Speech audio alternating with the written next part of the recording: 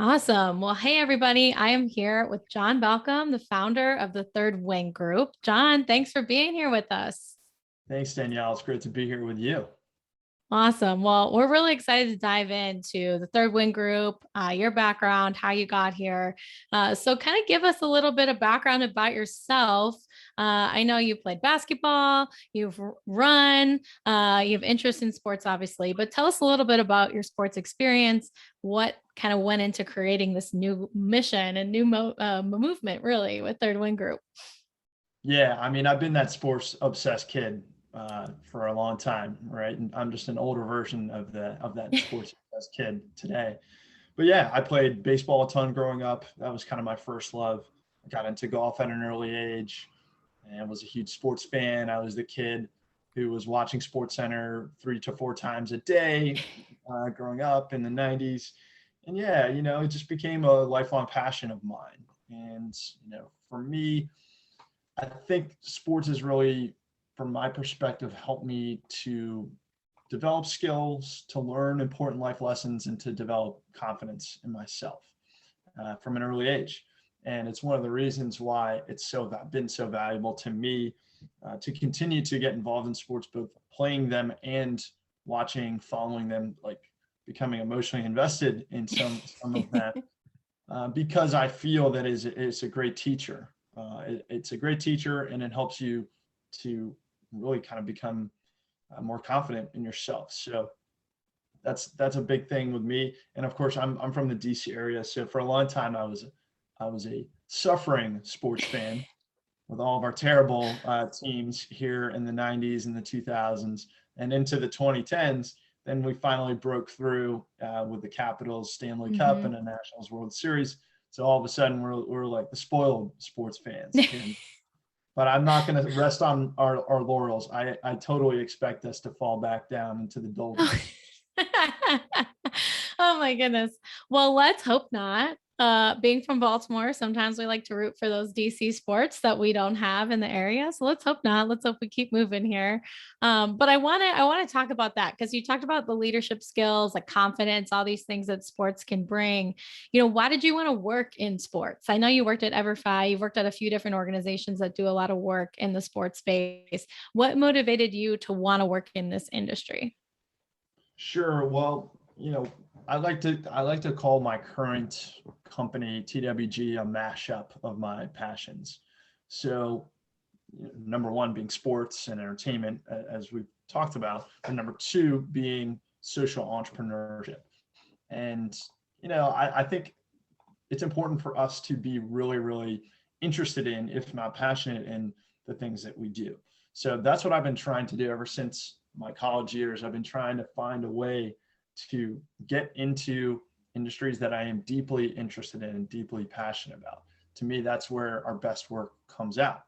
So, a little bit about my journey. So I went to Georgetown as an undergrad, and really towards the end of my Georgetown career, these two classes I took really kind of solidified my interest and my path. So it was number one, taking sports marketing as an undergrad, and I felt like I was the superstar of that class because I had been studying sports and following sports for so long, and it just made a lot of sense to me.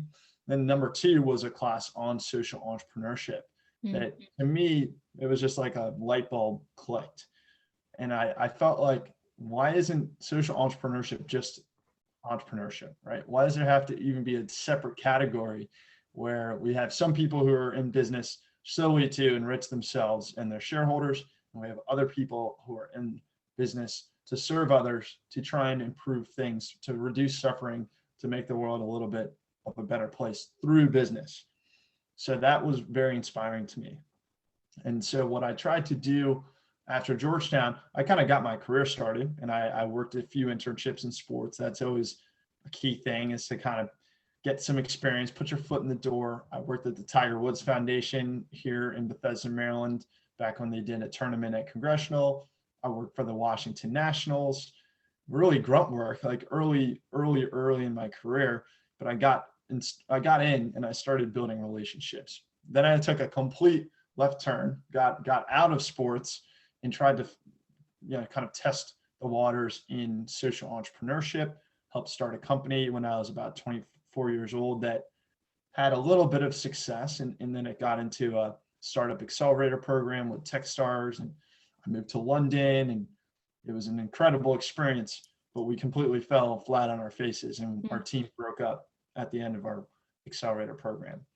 So I was really fortunate to come back to DC and then find this company, EverFi, which was at the time a really fast growing startup. It had already established itself a little bit. There's already about 200 people at the company. They had venture funding. They had experienced founders and executives.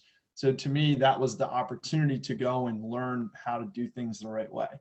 After failing miserably with my first startup attempt, this was the chance to get in with an early stage company, but not so early that, everything is complete chaos. Right. We were able to, we had structure, we had products, we had clear revenues, and we had a lot of trajectory to grow. So I spent 3.5 years at EverFi, and it was incredible, right? Just a great company. They use the internet to teach critical life skills. They have all kinds of programs, and thousands of schools across North America, reaching millions and millions of students. Amazing company. And within EverFi, I worked at the inside of the sports and entertainment group. So this was really, really the start of me being able to merge those passions, right? Really cool social enterprise involved in the sports and entertainment business. I was in heaven, right? And the cool thing was we were operating these large scale education programs on behalf of some of the biggest entities in sports, the NFL, the NHL, Major League Baseball. We started working with the Premier League, MLS, lots of other teams, individual athlete foundations. And to me, I was like, this is great. And also this reinforces for me how powerful sports can be to make an impact, right? And to serve others, to create value for others above and beyond just the entertainment value. So to make a long story short, EverFi was deeply inspiring. I was there for 3.5 years and a little over 2 years in the sports and entertainment group. That led me to take on this project to write and publish my first book, which was kind of a life-changing decision. And, you can see in the book, which is called 3-Win Sponsorship, that I was deeply inspired by my work at EverFi because it's called 3-Win Sponsorship. And what I did with that book is really study the discipline of sports and entertainment marketing and really talk about and examine how cause marketing and social impact were more and more starting to get embedded into the messaging of sponsorship and of sports marketing. And I felt like this is where the world is going, right? I was starting to see it at EverFi. I was starting to really examine how consumers were responding more to cause-related marketing and integrating larger causes or purposes into these partnerships and the activations of these partnerships. And I felt like, okay, this is where the world is going. Not only is it better marketing to me, it's a more fulfilling way to do sports marketing, right? I thought it was more effective. I thought it was the future. And that was like, I kind of want to go all in on this. So the book led me to starting TWG, which, you can see the kind of brand continuation here. Exactly. 3-Win Sponsorship. The business is called Third Win Group. So I basically went all in on this concept of using sports entertainment as a platform or a vessel for contributing to the greater good. That's a good place to start, I think, Danielle. Absolutely. I'll throw it back to you, but that's kind of how I got to where I am today. No, I think you really highlighted a couple of different things that stood out to me. Is that one, clearly entrepreneurship is something that you've kind of had your eye on for a long time and been involved in. So, I think a lot of people say, oh, entrepreneurship, it's, you got to have certain situations, or you got to be in this situation, you got to be in that situation to be able to go out and start a business. And I love that you talked about the failure of your first company, right? You guys had a startup, you really worked hard on it, you put it together, it didn't work out, but that was just kind of the beginning of the journey, right? I think that's really important to highlight, is that I think for a lot of people, failure can be the end, and sometimes failure is the beginning. And so I love that kind of motivated you to go back to the drawing board and kind of learn from some experts at EverFi, and now put together, based on your research, based on the people you've been talking to for your book, kind of build this company around this future of sports, which I think you're right. Sponsorship and cause marketing is right now the most important part of a lot of partnerships you see in the industry. And so I think it's only going to get bigger and more important. So I appreciate you highlighting that and walking us through your journey. Now, I want you to tell us a little bit about Third Win Group. What is it all about? Can you describe that third win a little bit more? What does that essentially mean? Yeah, well, in business, we talk all the time about creating win-win partnerships, right? That's ideally what we want to do. Is when we go into business with someone else, or we go into business with between two organizations, we're trying to create value for both sides, and ideally equitable value for both sides. And really, that's great. But what we're trying to encourage, and what we believe at TWG, is in creating a third win for others outside of just the interests of two organizations. So what that means is we're keeping other people and the planet in mind as we're doing business, right? And so I like to describe the third win as a mindset. And I like to describe the third win as really about contributing to the greater good. And so that's kind of what we're basing our company on, is that mindset of we are in business to contribute to the greater good, and we're leveraging the sports entertainment industry to do that. And so here's how we describe TWG today. We say that TWG is an independent agency serving athletes, artists, creators, and brands on a mission to serve others and protect the planet. And it actually took a long time to kind of get that clarity. I've been in business, and we've been in business now for over 2 years. But now that we've settled on this, we're really excited about the future and how much we can contribute. Obviously, we're still insignificant as a small business and just getting started, but we believe this is a great foundation to build off of. And so what we are at our core is we're partnership brokers and we're storytellers. The main things that we do is we help connect individuals and brands and organizations to create these three-win type of partnerships. And then we help to tell those stories. We help to get the good word out, as they say. We help to craft the message, make it contextual for every different platform. And then we help to get it into the right hands and distribute it effectively. So that's, an agency, but it's, for us, we feel like it's a bit of a different model than past agencies. We're trying to create an agency from the ground up, perfectly designed for the modern impact athlete, impact artist, impact creator, and impact brand. And we feel like it's early enough that we can be one of the leading impact agencies in the industry. Got a long way to go, but that's our ambition. Yeah, well, I mean, definitely, it's fantastic to see you guys laying that foundation, and you're doing work right now with athletes, with entertainers. So tell us a little bit about the clients you are working with, and what specifically, are you looking for in specific clients? If someone approaches you, are they approaching you because they have brands in mind they want to work with, or is it more they know they want to do something in the community, but they don't know what it is?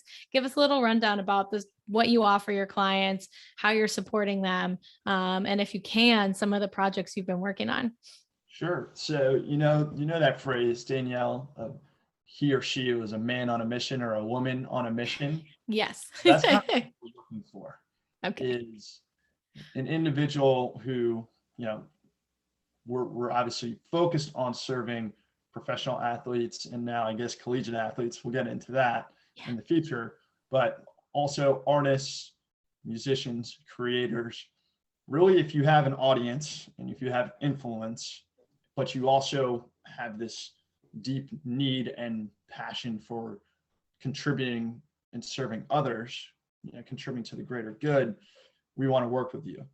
And to give you a sense of how that has played out so far, Our current clients include Jeremy Casebeer. He's a pro beach volleyball player on the AVP Tour, and he's also a big-time environmental advocate.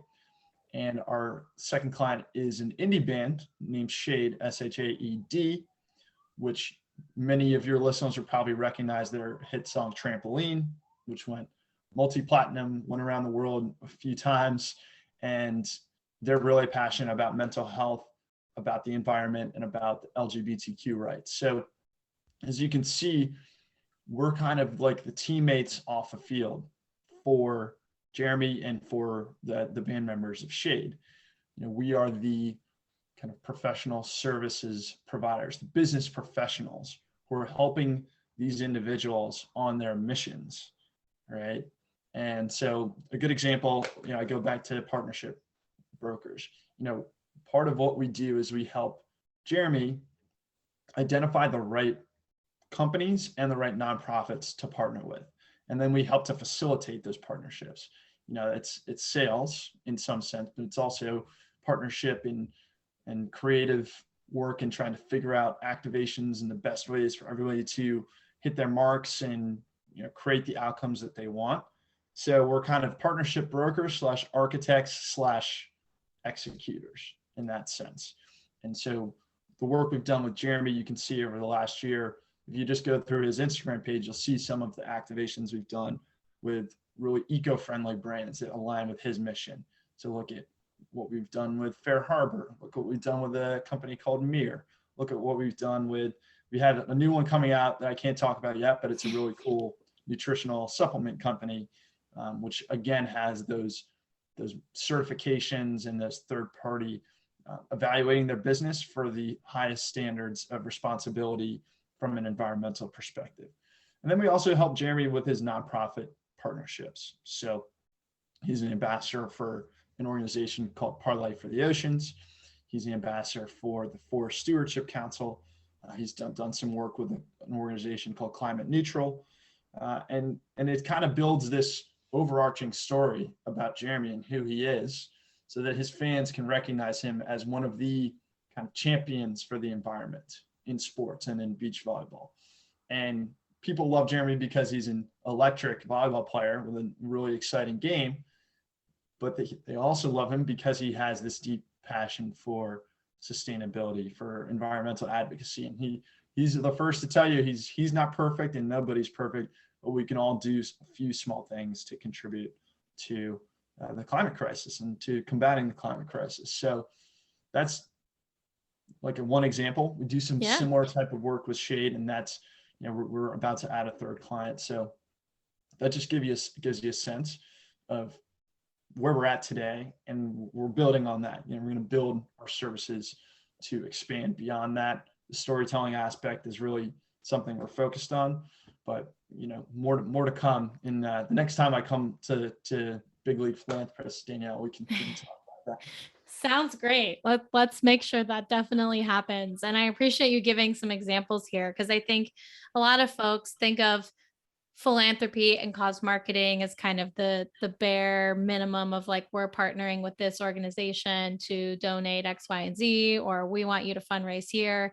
And so I love that you guys are kind of leveraging the story, the brand, and the marketability of these amazing athletes and entertainers and causes that they innately care about. It's authentic to them. It's something they would do if they weren't making opportunities and brand partnerships about it. And you're leveraging that for that third win. Like, I think that's really the concept right there that you're talking about with Jeremy is Jeremy wins, the brand wins, and hopefully the climate wins, because and the earth wins, because you're actually creating impact in the communities where climate crisis is happening. So I think that's a really good example. Tell us why you feel so strongly about the world of sports and entertainment. Why working with athletes? Why is social good in this space so important? Like, why sports and why athletes? Why not, you know, another area of expertise? Or is that something you guys are thinking about? You know, why is this area, do you think, so important? And why does this work so well with sports and entertainment, you know, individuals?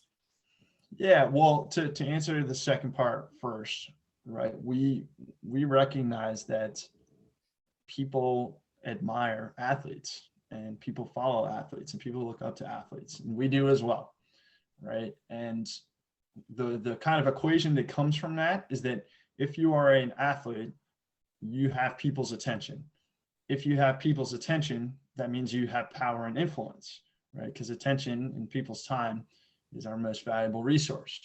So every athlete has to ask themselves, what will I do with this power and influence, right? That's a question that pretty much every athlete at every level has to think about. Maybe not like Pee Wee or Little League, but starting in high school, you get a lot of attention, and that gives you power and influence. So what will you do with that power and influence? And, for us, we say, if you're an athlete who says, I want to use that power and influence to contribute to the greater good, we say, how can we help?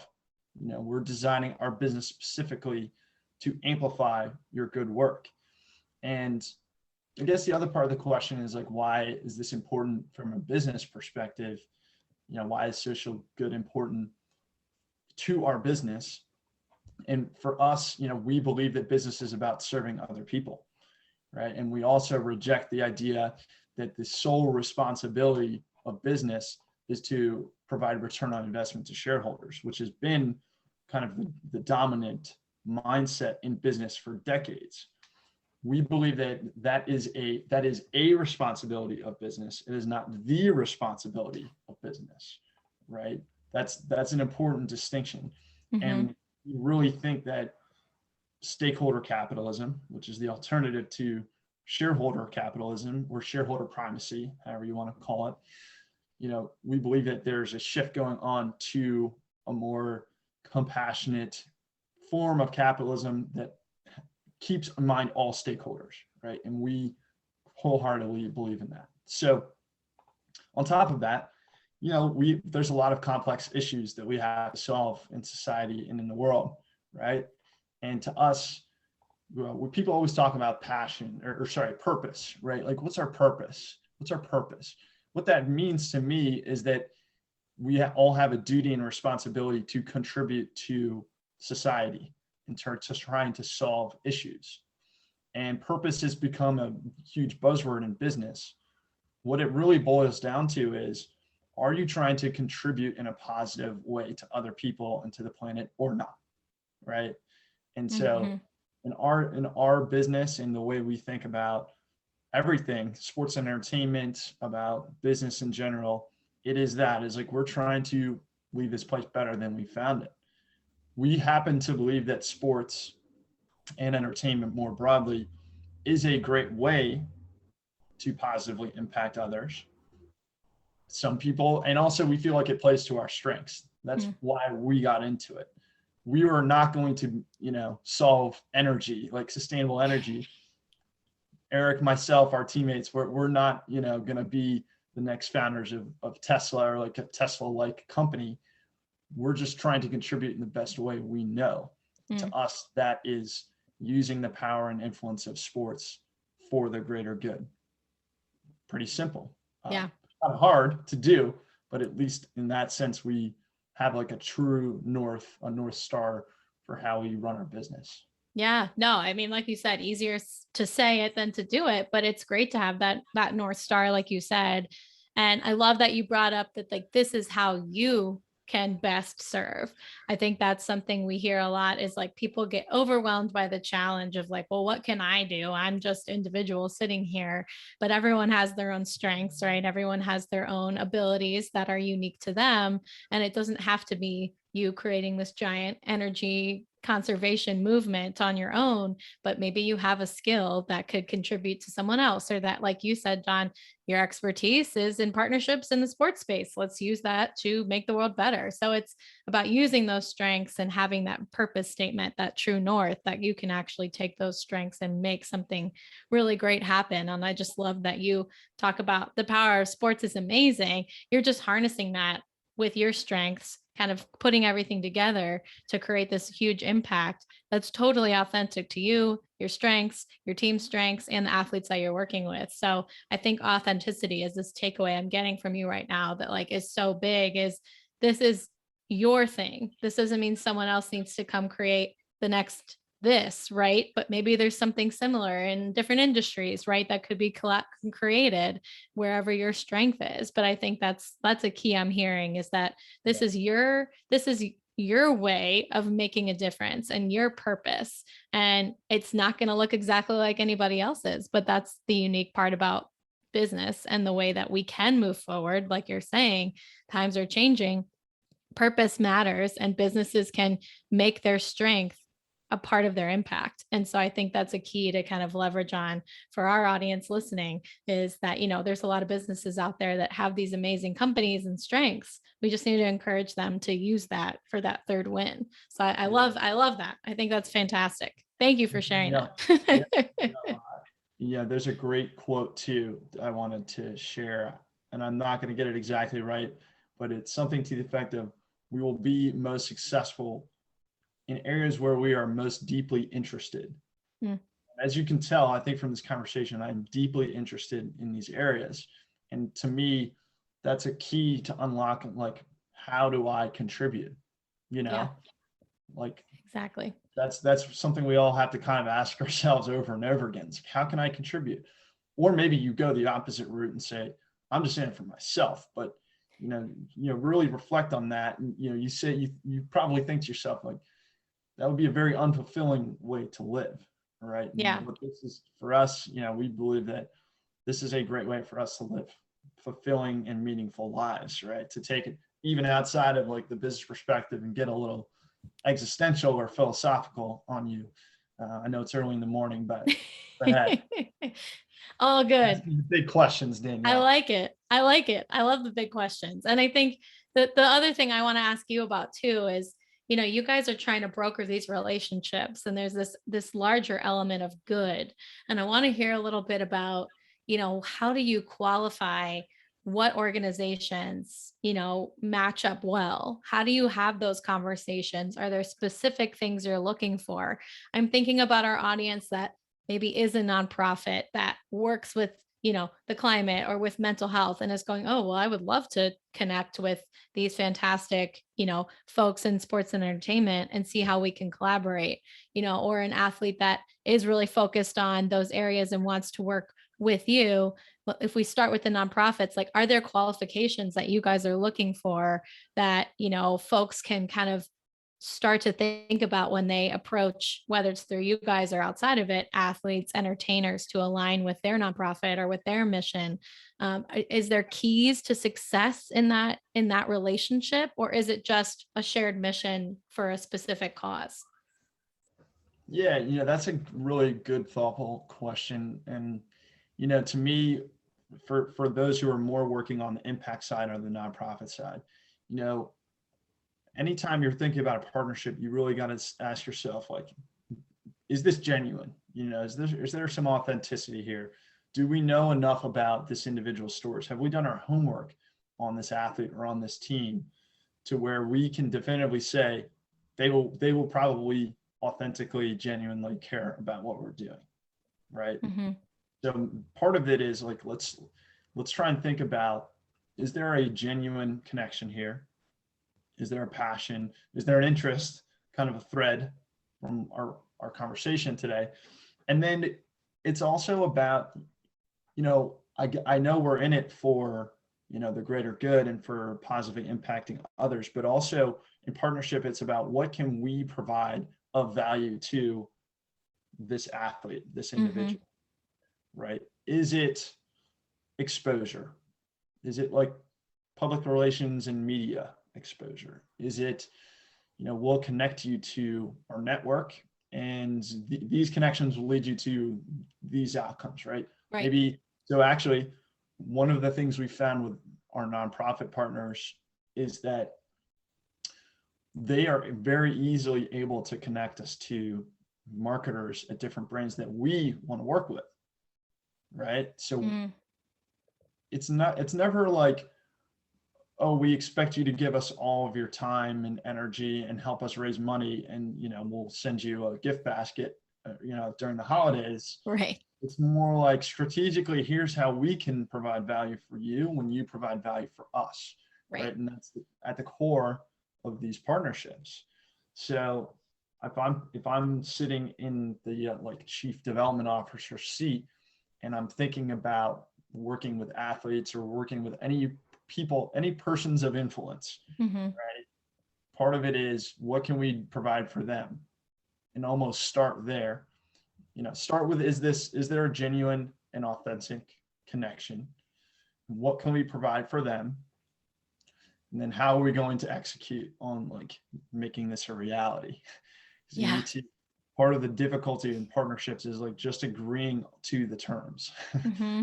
Something we learned a lot over the past couple of years Right. is that, you can have great alignment, you can have the authentic connection, you got to check all the boxes, but then somebody from both sides has to kind of get down to the nitty gritty and get down to the terms and make it happen.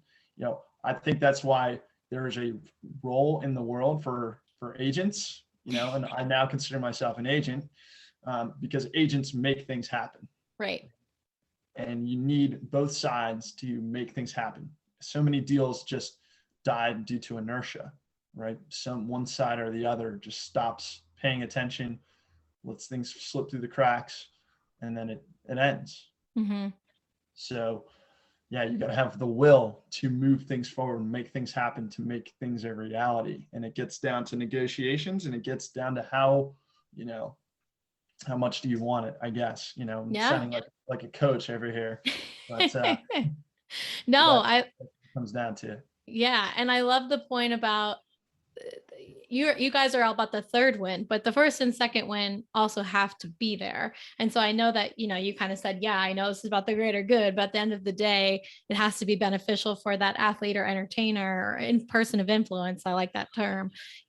That person of influence also has to benefit in order to make this a successful relationship.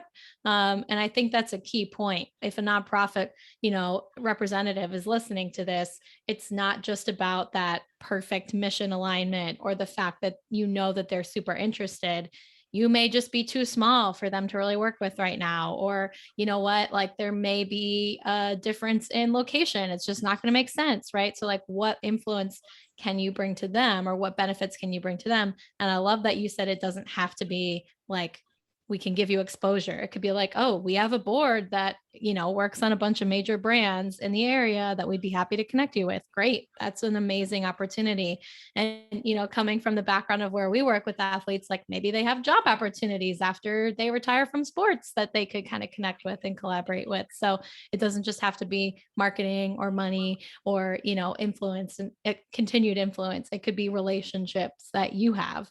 So I love that. And I think it's great advice. And I want to flip it to athletes. So you guys are working with athletes. We really focus on athletes giving back to the community. If there are athletes that want to speak up or want to create this brand that they can really advocate for causes that matter, what advice do you have for them about how to get started? Should they just start with social media? Like what kind of feedback do you have if an athlete comes to you and maybe they're just not ready yet? They don't have a clear direction, or they don't know where they want to go. Like what advice would you give them? All right. Well, this is right in my wheelhouse. So I'm ready. I'm ready. There's three concrete things that I would tell athletes who are just getting started. And let me give you kind of like quick phrases and then a little bit of elaboration. Sure. The first thing is, I would suggest you go deep before you go wide. What I mean by go deep before you go wide is to really, the first step is kind of self-examination and thinking about your own life experiences and what do you genuinely connect with? What causes are truly important to you based on who you are, where you grew up, your life experiences. What are the things in your community that bug you, that you wish would change? You wish somebody would do something. So maybe you decide you're going to be the person to do that. And so that's the first step. And once you kind of do that self-examination, I would suggest going and really just picking between 1 and 3 cause areas or lanes that you want to work in.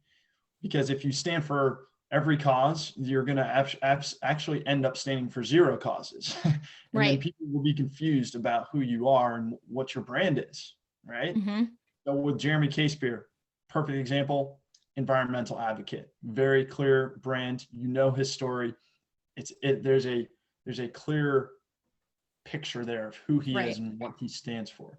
If he was Jeremy Casebeer, environmental and advocate and mental health expert and, trying to solve poverty and, because you can only do so much, right? Right. Right. And also it just becomes a confusing narrative too, that nobody's going to be able to follow. So that will be my first piece. Go deep before you go wide. And I think over time, as you build up credibility in your 1 to 3 areas, you can try to expand out into other cause areas too. That takes really like years and years of equity built up. LeBron James can speak on lots of different issues because we've seen him. Well, he does have focus areas, by the way. Yeah. Pretty like focused in education and poverty alleviation, but then he started to get into other things as well, right? Like you're not LeBron James as an 18-year-old high school student, right? Like exactly. Maybe pick one thing to work on to start. Right. Okay. So that's number 1. Number 2, don't try to change the world. All right. And what do I mean by don't try to change the world? Well, number 1, you can't change the world, unfortunately. I hate to tell you, just about everybody, we're all just spinning on the planet and it is changing whether we like it or not. So what I try to tell my clients instead is try to serve your community. Don't try to change the world. And with that mindset, you take a little bit of pressure off yourself, for number 1. And it also helps you focus. You don't realize that things are overwhelming and you're only one person. So maybe just try and start with like, what's one thing I can do to serve my community? And that can be where you grew up. It can be where you went to college and where you played sports. It can be, if you're a professional, it can be where you're playing professionally now. And basically just try and do something positive for others. Yeah. And that's good enough, right? And also the ripple effects of that will end up changing the world, maybe in a very small way, but that's good enough. And you should feel proud for doing that. And then finally, this isn't really a phrase, like a pithy phrase, but basically I would tell people to do what you believe deep down in your heart is the right thing to do. And then don't give a shit about what other people think or say about you. Because honestly, Danielle, like haters have to live with their hate. Yep. You get to live in peace because you did the right thing. Yep. And so that's a really, really important step that is difficult because we are such social creatures and we all do actually genuinely care about what other people think about us. But I would say your inner circle will really be the only people that you really care about their opinions. And at the end of the day, you still will kind of just have to make your own decision and like decide what's right for you. And even your inner circle's opinions don't matter, truly.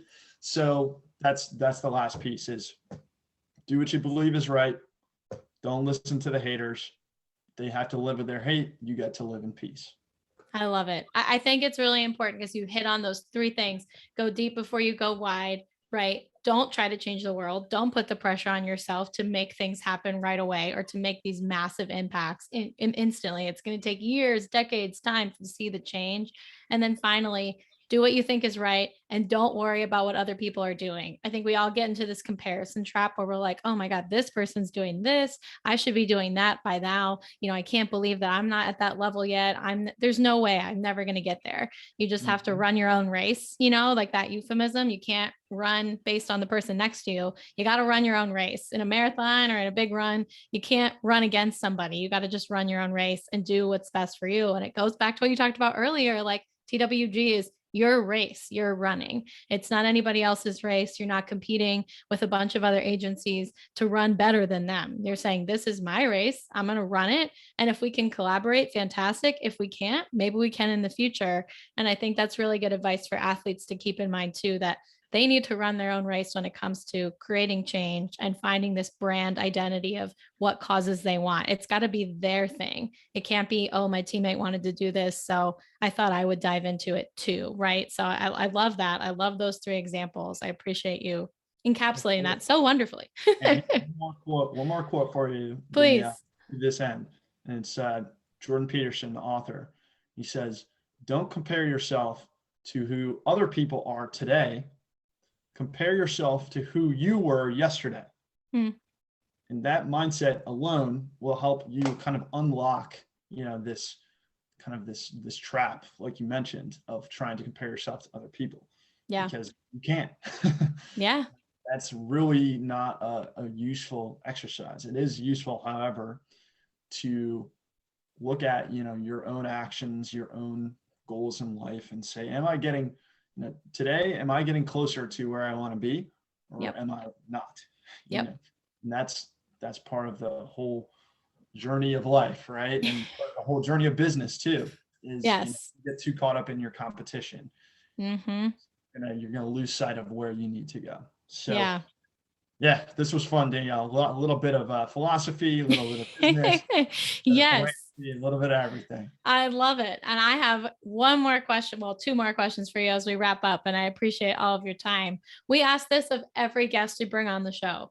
And it is, what does being a philanthropist mean to you? We just talked about you running your own race and having everything kind of mean something personal to you. So what does being a philanthropist look like for John Balkam and Thurnwood Group? Yeah, I like to say that being a philanthropist means loving other people enough to sacrifice something of your own in order to try and reduce other people's suffering and or improve their lives. Hmm. So, I think love and sacrifice are two words that to me embody what being a philanthropist means. And yeah, I also think that philanthropy does not have to just be this thing that is a silo outside of business and outside of politics. I think it kind of can be embedded into everything, and I think it is also kind of more of a mindset than it is like a discipline, shall we say, I right? love that. A You can be a mindset. philanthropist, you can be a philanthropist, walking down the street Yeah. and listening to a podcast, and you kind of stop and you help somebody in need, right? That's Yep. what a philanthropist is. And it's not just writing a check to a nonprofit or operating a nonprofit, right? Mm, It's I love it. about love and sacrifice. That's all it is. Oh, amazing. Well, I love that. And I love that idea of a mindset, not an actual description of a job or something you do. It's a mindset. It's a way you live. And finally, what's coming up for TWG? Where can people connect with you guys? Where can they find you? How can they learn more about the work you're doing? Kind of let us know where to find you and what's coming up as we wrap up. Yeah, well, thank you for asking, Danielle. And yeah, I would say number one, find us at Third One Group on various social channels. We really only have like LinkedIn and Instagram up and running right now, so maybe we'll push people more towards there. And a couple exciting things. We brought on a business partner, Eric Dorsey, to join the team and help us build, and that's super exciting. So add both Eric and myself on LinkedIn. So we'd love to connect with you there. And yeah, what's exciting, I think we're really diving into like building content and building brands that kind of reinforce our mission. And so we're about to launch a couple of online brands one called the Impact Athlete and one called the Impact Artist. And you'll see a lot of content coming out primarily on Instagram. You can actually follow those handles today. There just won't be any content yet, but coming soon. And I would definitely encourage everyone to go check those out at the Impact Athlete, at the Impact Artist. We're going to be starting to publish a whole bunch of stuff there. And it's all about, for us, trying to educate, inspire our athletes, our artists to continue doing the good work that they're doing.